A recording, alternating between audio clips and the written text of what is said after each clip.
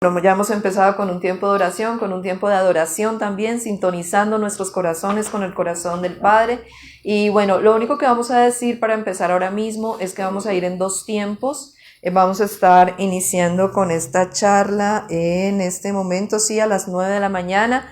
Tipo 10 de la mañana vamos a estar tomando un breve descanso como de una media hora aproximadamente. Esto es para que quienes están allí conectados sepan muy bien lo que vamos a estar haciendo. Entonces en la transmisión esto es parte 1 de la charla, es el seminario La verdad sobre las maldiciones generacionales, y la parte 2 va a ser transmitida desde las 10:30 hasta las 11:30 de la mañana. Este es un evento que organiza Ministerios La Vida de Dios, Rema Cali, Instituto Bíblico y la Iglesia Cristiana La Vida de Dios. Y bueno, ya para el tiempo del descanso pues tendremos más anuncios. Entonces vamos a quedar inmediatamente aquí con el Pastor Manuel, quien tiene la palabra de Dios para nosotros hoy.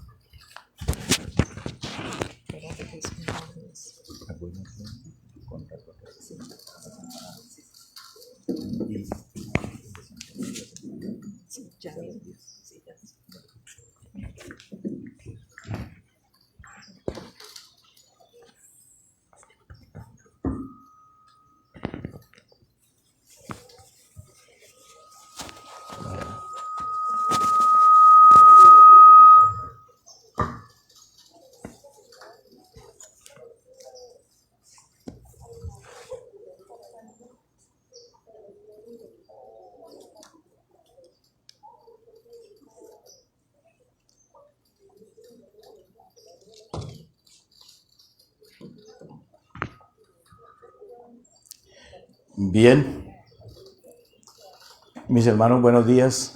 Buenos días, pastor. Y buenos Rengifo y buenos Pérez y todo eso, ¿no? Porque solo los días eso parece una rosca, ¿no? No. Aquí no hay rosca. Somos de la rosca del Señor.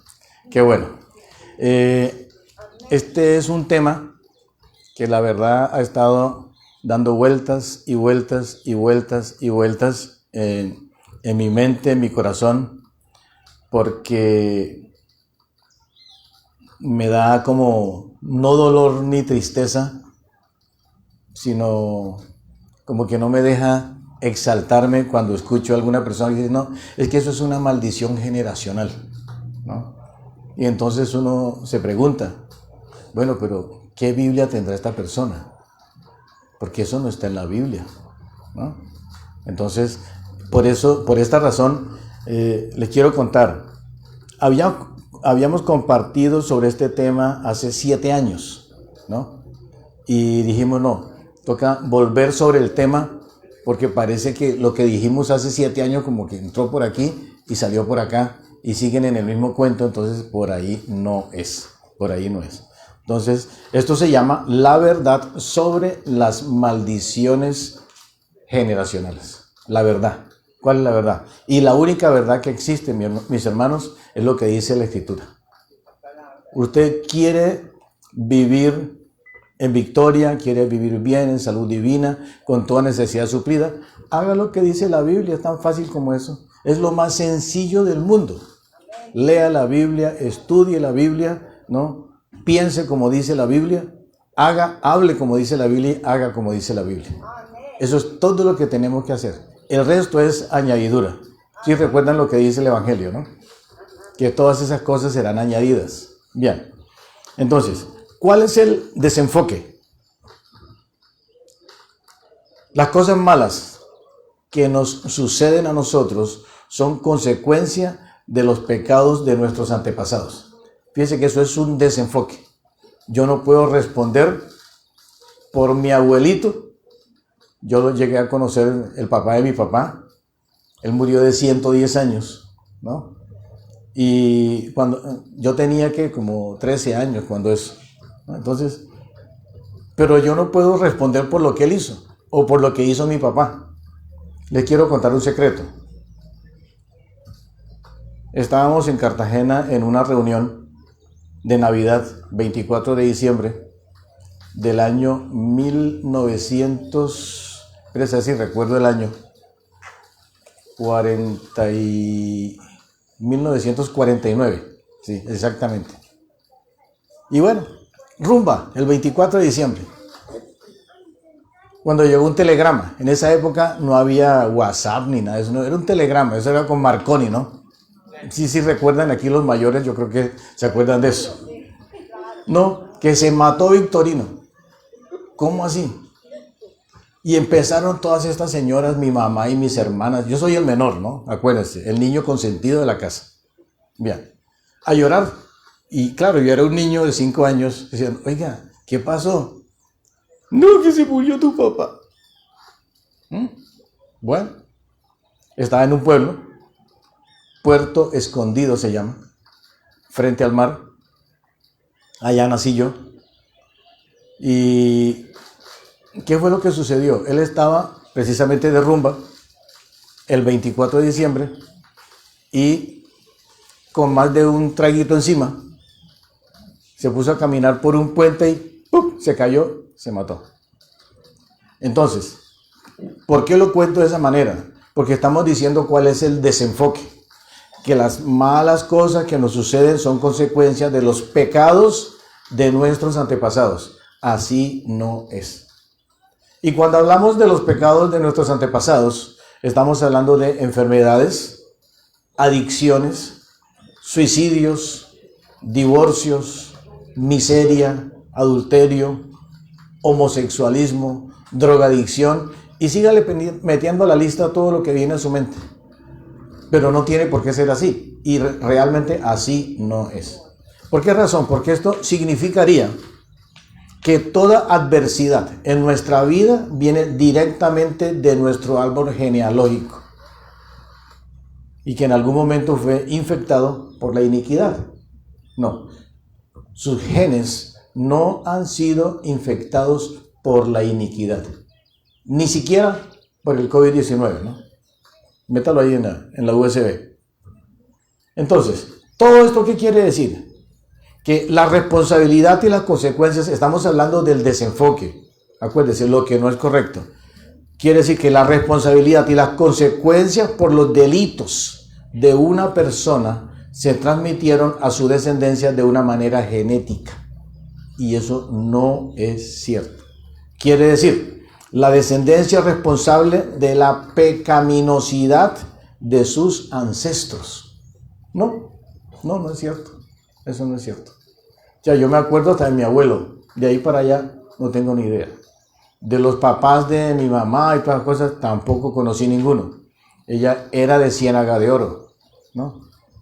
Yo no me acuerdo qué departamento es, si es Córdoba o Sucre o algo así. Córdoba, tal vez. Córdoba. Bueno, de por allá era mi viejita. Ella se murió hace rato, murió de 90 años. O sea que los que me han conocido, ya yo tengo 77, para superar los 90 todavía me falta bastante, ¿no? Y eso sí es una herencia. No, mentira. Ay, Señor. Padre, te damos gracias, Señor, por tu palabra. Y en esta mañana, Señor, ponemos esta reunión en tus manos. Y yo te pido, Señor, que sea tu Espíritu Santo fluyendo a través de tus siervos, Señor, para poder hablar a la mente y al corazón de cada uno de mis hermanos, Señor. Padre, dame la gracia, Señor, para poder sembrar en la mente, Señor, en los corazones de mis hermanos, la verdad de la palabra de Dios, Señor. No es mi verdad, no es mi teoría, es la verdad de tu palabra, Dios. Por eso, Señor, abre la mente, dispón los corazones de mis hermanos para que reciban este mensaje, Señor, como tú quieres que lo reciban, para hacer ajustes, para corregir cosas, para poder compartir más adelante la verdad. Y la única verdad que hay es lo que dice tu palabra, Señor. Gracias, gracias. En el nombre de Cristo Jesús. Amén. Entonces, de acuerdo con esta brevísima introducción, hermanos, entonces, podríamos decir, es una teoría, ¿no?, que Dios culpa a las personas por sus propios pecados y por los de sus mayores. Que Dios me culpe a mí por mis pecados, amén. Pero que me culpen por los pecados de mi papá, de mi mamá, de mi abuelo, no es correcto. Yo no tengo la culpa, no tengo nada que ver en eso. Absolutamente nada que ver. ¿O no? ¿Quién está de acuerdo conmigo? Diga amén, por favor. ¿No? Entonces, fíjense que según esa teoría, entonces podríamos decir, la sangre de Cristo fue derramada por los pecados de cada persona, pero se requiere algo adicional, ¿no? La obra de Cristo en la cruz fue completa, completica. No faltó nada, absolutamente nada. Entonces, si lo que hizo Cristo por nosotros no alcanzó, yo quiero preguntarles, piensen un poquito, ¿por qué no habría de alcanzar?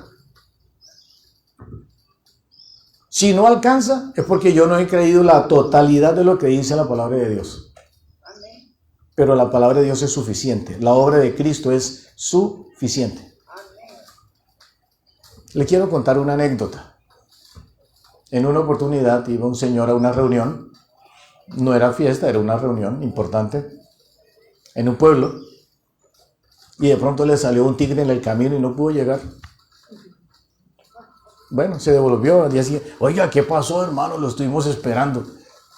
Digo, no, esta noche sí voy, si Dios quiere, y el tigre. Usted no puede poner un tigre al lado de lo que dice la Biblia. No, lo que dice la Biblia es exacto y es de obligatorio cumplimiento. Pero para llegar a ese cumplimiento, usted tiene que creerlo. Si usted lo cree, está muy bien, muy bien. Solo créalo, solo créalo. Y yo le remito, usted que es buen lector de la Biblia, que vaya a Marcos capítulo 11, 22, 23 y 24 y mire lo que dice allí. Tenga la clase de fe de Dios. Es lo que dice el original, ¿no? Ahí en la Biblia dice, tenga la fe de Dios, pero es la clase de fe de Dios. Y todo lo que usted diga será hecho. Todo lo que usted diga será hecho. Si no duda en lo que dice. Usted no puede dudar. No puede dudar. Porque mire, me adelanto un poquito. Dice Santiago, capítulo 1, versículo 6, que el que duda es como la onda del mar. ¿Cuántos de ustedes han disfrutado del mar? Fíjense que hay olas que comienzan y ni siquiera llegan a la playa. ¿Y usted se ha preguntado por qué? ¿Qué es lo que dice Santiago? Que las olas van según el viento las lleva. Y usted no puede ir según el viento. ¿Para dónde va Vicente? ¿Para dónde va la gente? No, así no es. Usted va para donde dice la palabra de Dios. Es lo único. Es la única brújula, el único GPS. ¿Se acuerda, hermano? Que me decía que el GPS lo perdió esta mañana para llegar acá. No. Su GPS se llama la Biblia, la palabra de Dios, ¿no? Guíese por la palabra de Dios. Pero bien, volvamos a meternos en el tema. Por donde veníamos, el tema es el mismo, por donde veníamos, por el camino que veníamos. Porque si no nos toca ir a Isaías y dice que cada quien se descarrió por su camino cada uno. Y bueno, y entonces ya terminamos en las concupiscencias, etcétera, etcétera, etcétera. Bien, la sangre de Cristo fue derramada por los pecados de cada persona. Amén. Y no se requiere nada más. ¿Para qué? Para liberarle de la atadura a los pecados de sus antepasados. No, no es cierto. No es cierto. No es cierto.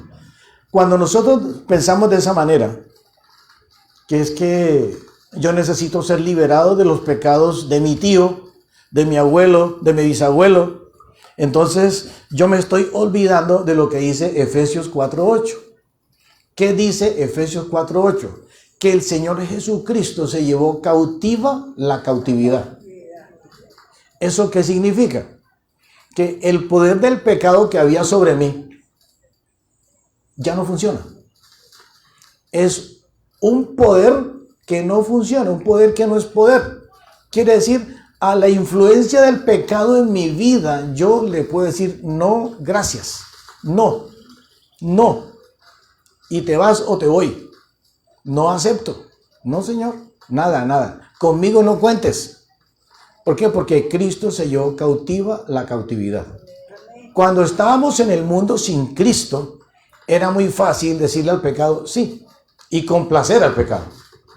Pero hoy nosotros paramos al pecado y usted tiene que ver la frenada del pecado y no. No puede conmigo. El pecado no puede. Y yo sé, hermano, que ustedes han experimentado esa situación. Cuando ustedes ven que el pecado se detiene. Yo lo he visto mucho en mi vida, con mi esposa. Lo hemos visto. Cómo se detiene el pecado. Y parece increíble, ¿no? La primera vez uno queda extasiado. Oiga, funciona la sangre de Cristo. Aleluya, aleluya. ¿Funciona? Claro que funciona. Si usted la cree, funciona. Si usted cree lo que dice la palabra, funciona. Ahora, fíjense que cuando dice en Efesios que Cristo llevó cautiva la cautividad, eso fue profetizado por el profeta Isaías. ¿Dónde? En Isaías 53, 12. Isaías capítulo 53, versículo 12. ¿Cómo dice? Por cuanto derramó su vida hasta la muerte y fue contado con los pecadores, habiendo él llevado el pecado de muchos. ¿Qué fue lo que llevó Jesús? El pecado de muchos y orado por los transgresores. Y el propio Señor Jesucristo lo ratificó en el Evangelio de Juan capítulo 16, versículo 33. ¿Qué dijo Jesús en Juan 16, 33? En el mundo tendréis aflicción. Claro que sí. ¿Qué más dijo Jesús? Confíen, yo vencí al mundo. Y algunos parecen tan cómodos. Dicen, bueno, sí, pero es que Jesús era el Hijo de Dios y ni hablar, pues él las tenía todas. Oiga, espere un momentico. Hermano, usted es miembro del cuerpo de Cristo. Usted es templo del Espíritu Santo de Dios. Entonces, no me deje a Jesús solo. Dios está dentro de usted, en la persona del Espíritu Santo. Entonces, si Jesús dice que Él venció al mundo, usted también venció al mundo. El pecado no tiene poder sobre usted. Y aunque usted no reaccione, acuérdese, ¿qué dice Pedro? Que Él tiene cuidado de nosotros. Le quiero contar una anécdota, yo creo que viene al caso. En una oportunidad, yo tenía un jefe, yo trabajaba con una compañía como cualquier persona. Y mi jefe me invitó a almorzar. Cuando el jefe invita a almorzar, no mire los precios, no, mire lo que le gusta. Porque es que ese es un problema. Uno va a un restaurante y primero mira cuánto vale y después, oiga, mira a ver qué es. No. Si el jefe invita, usted mire lo que le gusta y el precio le interesa. Bien. Y él me hizo una propuesta. Yo no dije nada, no reaccioné, me quedé callado. Yo dije, no me voy a amargar. Ya yo era cristiano. Esperemos a ver. Después del almuerzo, de regreso, otra vez a la compañía, me dijo, ¿sabes qué? No, yo no te quiero empapelar a ti. Déjalo así. Le dije, bueno, gracias. Ahí sí reaccioné inmediatamente y di las gracias. Me estaban haciendo una propuesta realmente indebida. Indebida. Y yo dije, Señor, ¿qué hago? Digo sí, digo no, renuncio, ¿qué hago? No fue necesario que yo dijera nada. El Espíritu Santo lo redargulló y le dijo, déjame a mi hijo tranquilo. Sí la agarra, hermano. Usted no tiene por qué decirle al pecado que sí. Porque no tiene más remedio. Eso es mentira. Eso es mentira. Usted tiene el remedio y el remedio se llama el Espíritu Santo en usted, que lo guía y le enseña toda verdad. Toda verdad se le enseña el Espíritu Santo. O sea, no crea que es que yo no sabía, no crea que es que yo no quería. Eso no es cierto. Ahora, seguimos hablando, ¿no?, de cómo le echan la culpa a los viejos. No. ¿Cuál sería el protocolo, ¿no?, para utilizar las palabras contemporáneas de esta teoría? Para saber qué hicieron sus antepasados, usted tiene que empezar a buscar y preguntarle a los más viejitos. Oye, ¿y cómo fue esto? ¿Qué fue lo que pasó? Cuéntame. Y es que mi papá entonces que él tenía hijos en otros municipios, o cómo así, cómo es la cosa. Cuéntame, a ver, y ¿qué más sabes? ¿No? Entonces usted empieza a meterse por allá por donde realmente no debe meterse. Mire, a usted eso no le importa, ni debe interesarle, ni por la herencia. Escúcheme bien, ni por la herencia. Porque cuando usted se entera de todo ese poco de cosas, dígame, ¿qué va a hacer? ¿Qué va a hacer? A mí acabaron hace como 2 años, tal vez, más de 1, sí, como 2.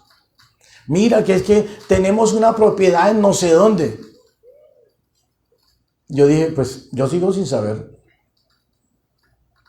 Pero es que entonces, ¿por qué no mandas ahí una platica? Le dije, no. Ese cuento ya me lo echaron. Y yo no le jalo. Pero Manuel, ¿qué piensas? Que yo doy gracias a Dios porque no me acuesto sin comer. Y no importa que viva en arriendo. Pero tengo un techo. Y tengo una cama donde dormir.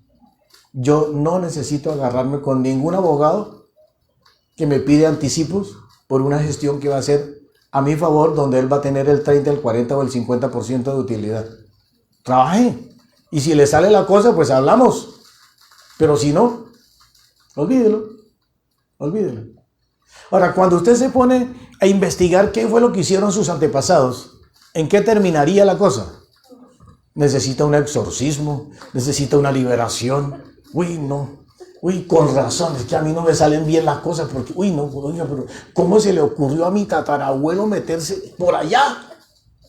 Oiga, deje al viejito muerto allá tranquilo y en paz donde está. No se meta con eso. Bien, entonces, preguntémonos nosotros, ¿dónde está el problema? ¿Cuál es el problema? Vamos a mirar algunas escrituras, ya entrando más en el tema. Éxodo capítulo 20, versículos 5 y 6. Éxodo capítulo 20, versículos 5 y 6. Se lo voy a leer. Saludos a todos estos que nos están viendo por acá. Yo me quedé esperándolo, no se perdió el refrigerio, pero bueno, está bien, no importa. Dice Éxodo 20, 5 y 6. No te inclinarás a ellas, ni las honrarás, porque yo soy Jehová tu Dios, fuerte, celoso. Y mira cómo dice, que visito la maldad de los padres sobre los hijos hasta la 3ª y 4ª generación de los que me aborrecen. Y hago misericordia a millares, a los que me aman y guardan mis mandamientos. Yo tengo un pequeño inconveniente y es que yo no he podido identificar cuál es la 3ª y cuál es la 4ª generación. En estos días, ayer estaba charlando con mi esposa, yo, bueno, pero entonces, ¿nosotros somos la primera generación o la primera generación son los hijos? O sea, yo soy la primera, ok. Entonces, mis hijos son la segunda, mis nietos la 3ª. Y mis bisnietos, que ya estamos ahí, en la 4ª. Bueno, yo hablo bendición sobre todas estas generaciones. Primera, segunda, 3ª y 4ª. Cuando el carro va en 4ª, eso va a toda. Hágale. Reciba las bendiciones. Nunca espere malas noticias. Amén. Gloria a Dios. Aleluya. Éxodo 34. Éxodo 34. Si te acuerdas después, ¿no, Pastora Rosita? ¿No? Ya estamos en la 4ª generación. Éxodo 34. Versículos 6 y 7. Estamos mirando qué dicen las escrituras acerca de la iniquidad, etcétera, ¿no? Y pasando Jehová por delante de él, proclamó: Jehová fuerte, misericordioso y piadoso, tardo para la ira y grande en misericordia y verdad, que guarda misericordia a millares, que perdona la iniquidad, la rebelión y el pecado. Mire cómo dice, perdona la iniquidad, la rebelión y el pecado. Y que de ningún modo tendrá por inocente al malvado, que visita la iniquidad. ¿Qué es lo que visita Dios? La iniquidad. de los padres sobre los hijos y sobre los hijos de los hijos hasta la tercera y cuarta generación. Veamos dos escrituras más y después hacemos un breve comentario. Números 14, 18. Números 14, 18. Recuerde el tema, la verdad sobre las maldiciones generacionales. Números 14, 18. Jehová, tardo para la ira y grande misericordia, que perdona la iniquidad y la rebelión. Perdona la iniquidad y la rebelión, aunque de ningún modo tendrá por inocente al culpable, que visita la maldad. Si es él, perdona la iniquidad y la rebelión, visita la iniquidad, visita la maldad de los padres sobre los hijos hasta los terceros y hasta los cuartos. Y una escritura más, Deuteronomio, capítulo 5, versículos 9 y 10. Deuteronomio, capítulo 5, versículos 9 y 10. Dice así: no te inclinarás a ellas ni las servirás, porque yo soy Jehová tu Dios, fuerte, celoso, que visito la maldad de los padres sobre los hijos hasta la tercera y cuarta generación de los que me aborrecen, y que hago misericordia a millares a los que me aman y guardan mis mandamientos. 4 textos bíblicos, hay muchos más, pero paremos ahí, hagamos una pausa en 4. Y quiero comentar lo siguiente: estas escrituras hablan de visitar la maldad o iniquidad. Visitar la maldad o iniquidad de los padres sobre los hijos hasta la tercera y cuarta generación, los terceros y los cuartos. Entonces, saquemos una pequeñísima conclusión. De acuerdo con estas escrituras, maldad es igual a iniquidad. Maldad es igual a iniquidad. Y dice, visita la maldad, visita la iniquidad. La palabra traducida como visita en hebreo es pakat. Si usted es aficionado a conocer esas palabras en hebreo, en griego, en arameo, entonces en hebreo es pakat. Pakat. P de Pedro, la A de Ana, la C de Carlos, la A de Ana y la D de Darío. Y quiere decir supervisar, acusar, mención, arreglo, construir. Pero esta palabra pakat también involucra visitar con intención amistosa u hostil. O sea, viene y se va por un lado o por el otro. Yo siempre digo lo mismo, toda moneda tiene dos caras. ¿Cuál es la cara que a usted le sirve? ¿Por qué se fija en la que no le sirve? ¿Usted es masoquista o qué? No, mire la que le gusta, la que le sirve, la que es útil para usted. Entonces, pakat no solamente significa supervisar, acusar, mención, arreglo, construir, sino también visitar con intención. Hay una intención amistosa, pero también puede ser hostil. ¿Ok? Ahora, mirando la palabra en hebreo, Avon, de pronto algunas hermanas la conocen por Avon, ¿no? Por los cosméticos, ¿no? Mi señor esta mañana me estaba echando una cremita por acá, para que no me viera tan negrito. Pero bueno, como complicado el asunto. A estas alturas ya. Pero bueno. Entonces, Avon se traduce como iniquidad. Avon quiere decir iniquidad. ¿Y qué significa? Perversidad. Perversidad es lo mismo que mal moral. Y esta palabra en hebreo, Avon, viene de la raíz Abá. Abá. La A de Ana, la V de Victoria y la A de Ana. Y quiere decir actuar perversamente.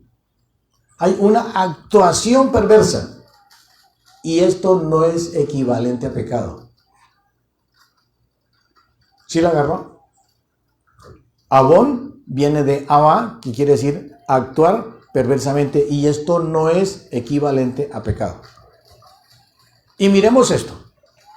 Cuando una persona actúa perversamente, lo repito, cuando una persona actúa con perversidad, perversamente, estamos frente a malos hábitos.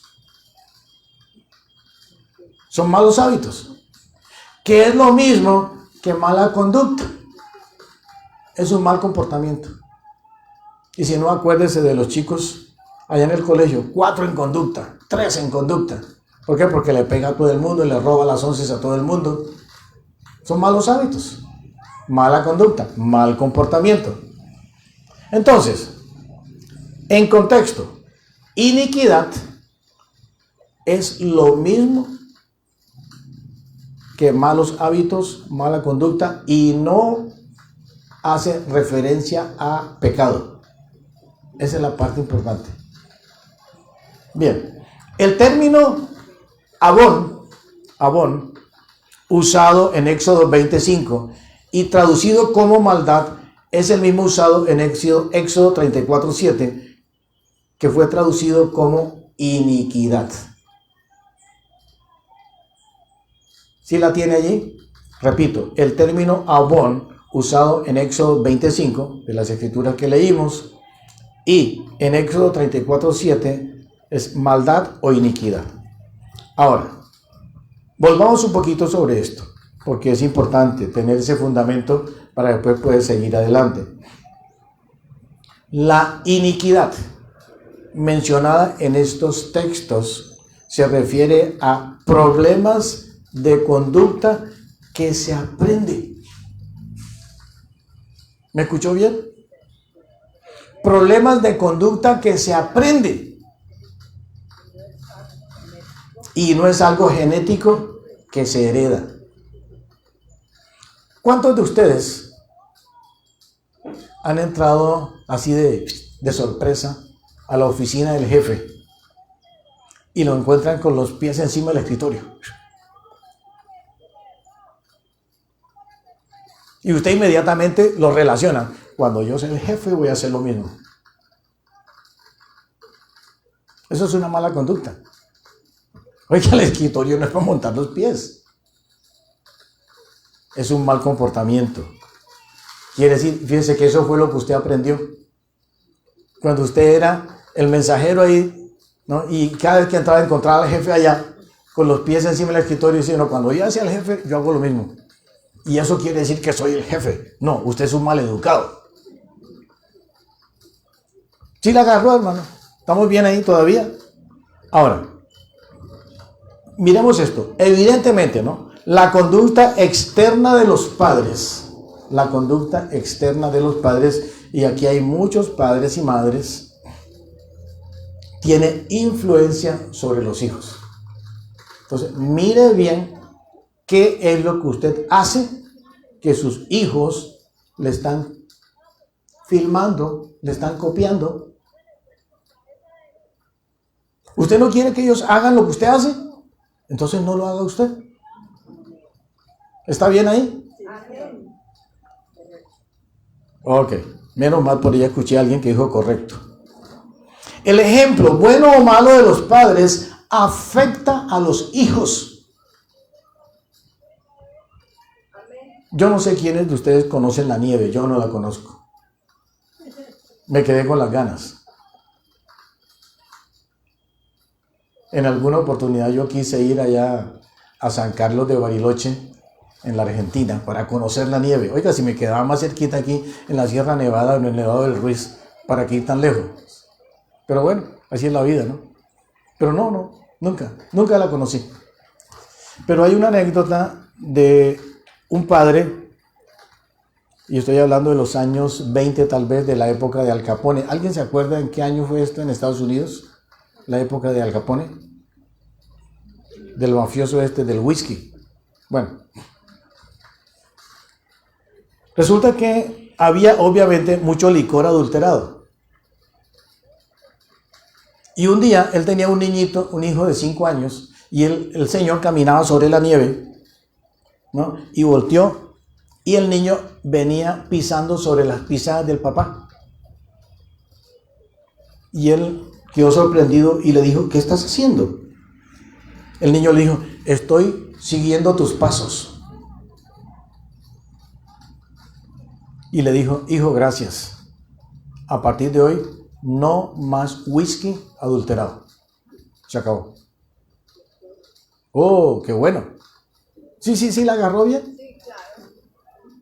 ¿Qué es lo que estamos diciendo? El ejemplo bueno o malo de los padres afecta a los hijos. Pero esto está muy lejos para poder afirmar que son pecados que heredamos. No, Señor. Usted no lo heredó, usted lo aprendió. Entonces, la palabra iniquidad y maldad mencionada en estos textos bíblicos se refieren a la influencia parenteral. Una palabra que suena como raro, ¿no? Parenteral, viene de parentesco. Parenteral. Y parenteral quiere decir a un lado cercano, pero no dentro. Cuando es genético, es dentro. Cuando es aprendido, es cercano, al lado. Entonces, ¿qué es lo repito? Iniquidad y maldad se refiere a influencia parenteral.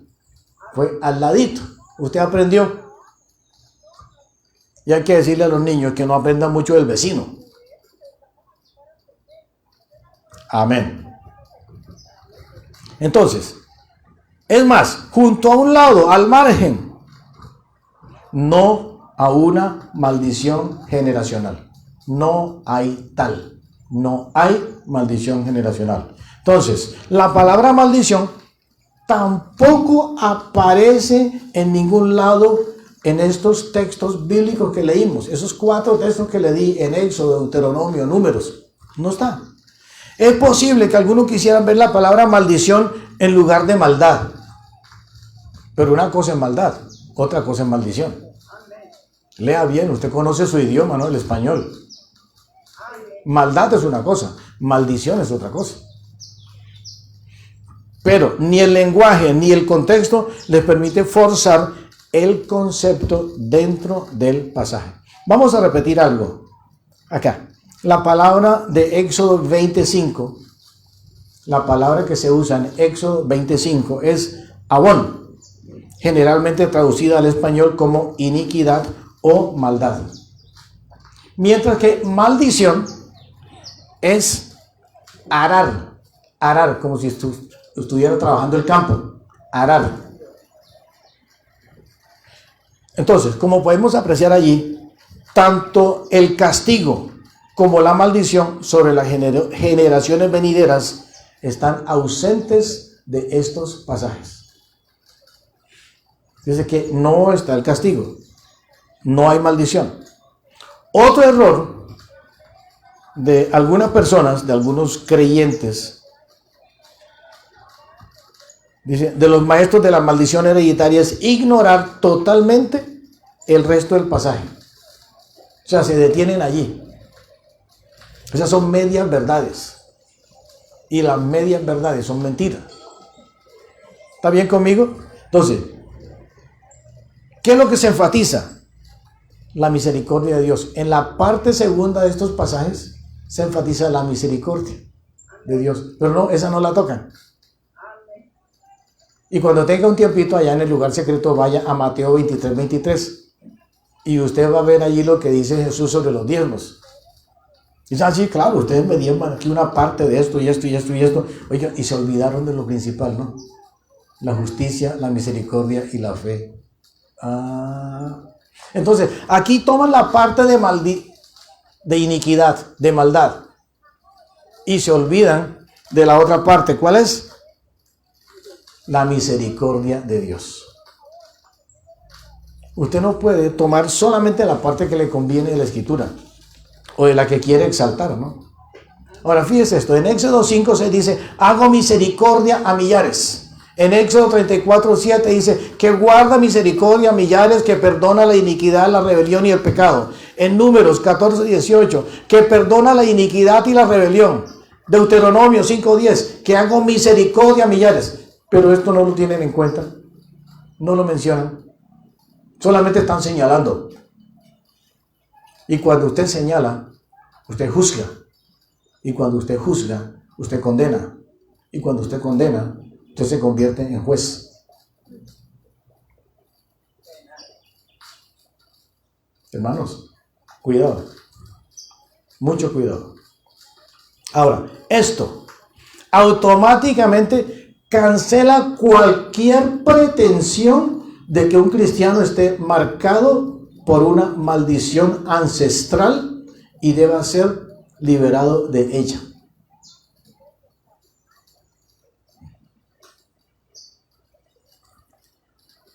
Yo creo que toda persona que esté aquí con nosotros hoy, mayor de 30 años tal vez, mayor de 25, mayor de 40, bueno, no hay muchos mayores de 40, ¿no? Excepto yo aquí, pero el resto no. Ustedes han escuchado cómo nuestros ancestros visitaban los brujos. Con esa connotación, o sea, o es brujo, o es curandero, o es sobandero. Para mí todo eso es igual. Pero, ¿eso le afecta a usted? A mí no me afecta. En absoluto. Eso es problema ya de los que lo hacían. Problema de ellos. Yo no tengo nada que ver con eso. Absolutamente nada. Miren, en la Biblia, ¿qué vemos? Que solo Dios tiene el derecho y el poder de invocar una maldición. Solamente Dios. Deuteronomio 28, del 15 al 68. Deuteronomio 28. Acuérdense que es el texto bíblico que habla de maldiciones y bendiciones. Pero cuando usted mira Deuteronomio 28, capítulo 28, ¿no? Bendiciones y maldiciones, ¿a qué se refiere? Obediencia y desobediencia. Y por lo general, más del 90%, las maldiciones allí tienen que ver con enfermedad. Repito, Deuteronomio 28, del 15 al 68, son las consecuencias de la desobediencia. Consecuencias de la desobediencia. Y yo le pregunto, ¿será que la desobediencia de su tatarabuelo tiene que ver con usted? ¿La desobediencia de su papá tiene que ver con usted? ¿Cómo le afecta a usted la desobediencia de su papá? No sé.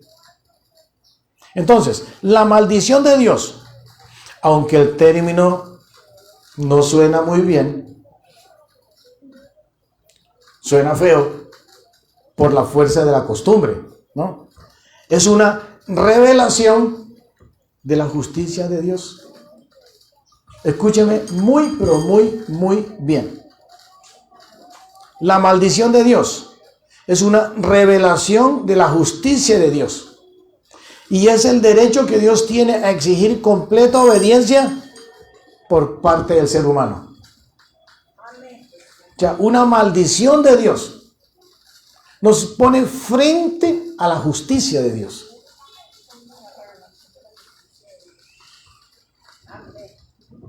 El primer uso de la palabra hebrea arar ocurre en Génesis capítulo 3, versículo 17.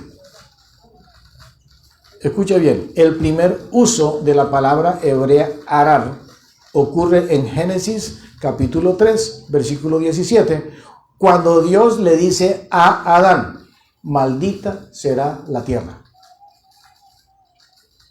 Mire, desde Génesis capítulo 3, versículo 17. Maldita será la tierra. Fíjense que es un pronunciamiento de juicio sobre aquellos que quebrantaron un pacto. Adán y Eva quebrantaron un pacto. Y Dios no le dice a Adán que él es el maldito, no, es la tierra por causa de Adán, de la desobediencia de Adán. Entonces, Adán sale de allí. No es que se lave las manos, no. Pero es que la maldición no era para él. Fue la tierra la que fue maldita, no el ser humano. Sí, la tiene clara allí, hermano. Amén. Diga que sí. Yo creo que sí. Entonces, maldición, en el contexto bíblico, es una expresión de la justicia de Dios que se aplica sobre alguien o algo como consecuencia de una decisión personal e intencional de desobediencia contra Dios. Yo sé que es una decisión personal e intencional de desobedecer. ¿A quién? A Dios. Y obviamente viene el juicio de Dios. Y el hombre toma cuando haciendo uso de su libre albedrío. O sea, usted voluntariamente obedece o no obedece. Y se acabó. Hay muchas anécdotas de niños que les ordenan: siéntese. Te dije que te sientes. Y el niño se sienta, ¿no? Sí, pero en el espíritu estoy de pie. Bueno. Desobediencia. Lo someten a la fuerza. Bien. Entonces, Dios pone distancia entre él y el pecado. Listo. No hay evidencias bíblicas ni históricas respecto a la maldición generacional. Ninguna. La frase maldición generacional o cualquier otra frase parecida nunca aparece en las Escrituras. No se encuentra en ninguno de los dos testamentos, ni en el Antiguo ni en el Nuevo. No está. Si alguien tiene alguna versión de la Biblia que tenga esa expresión, por favor me cuenta. Repito esto: el concepto de maldición generacional no se halla en las Escrituras. ¿Se escuchó bien, no? ¿Qué dijimos al comienzo? Usted tiene que pensar, hablar y actuar según dice la Escritura, la palabra de Dios. Ahora, cuando leemos en Éxodo 20, versículo 5, o Éxodo 34, versículos 6 y 7, en su contexto del antiguo cercano oriente, allá la tierra prometida, la Palestina, amén, y se interpreta apropiadamente, se elimina por completo la posibilidad de que estos textos apoyen la enseñanza de maldición generacional. No hay por dónde. Las pruebas de diagnóstico, los rituales y las oraciones recomendadas por aquellos que enseñan la maldición generacional no se encuentran en las Escrituras. Si usted me habla de Segundo de Crónicas, capítulo 6 y 7, consagración del templo por parte de Salomón. Si usted me habla de Filipenses, capítulo 4, que toda oración, toda petición sea conocida en toda oración y ruego con acción de gracias. Amén. Está en la Biblia. Amén. Pedid y se os dará. Lucas, Mateo, está en la Biblia. Pero esto de maldición generacional no está en la Biblia. Entonces, ¿para qué inventa el agua tibia? Sea cuidadoso. Amén. Porque puede haber intoxicaciones. El agua tibia la inventaron hace mucho. Entonces, si las maldiciones generacionales fueran una realidad, Dios habría dado las debidas instrucciones en las Escrituras respecto a cómo tratar con ese problema. Hermanos, miren, yo quiero invitarlos a que de verdad usted no solamente lea, estudie la Biblia. Y usted va a ver y va a encontrar cómo Dios para todas las cosas da una instrucción. Para todo da una instrucción. Les pongo un ejemplo. Cuando Él envía a los discípulos, allá según Mateo capítulo 10, ¿qué es lo que les dice? Vayan y prediquen diciendo.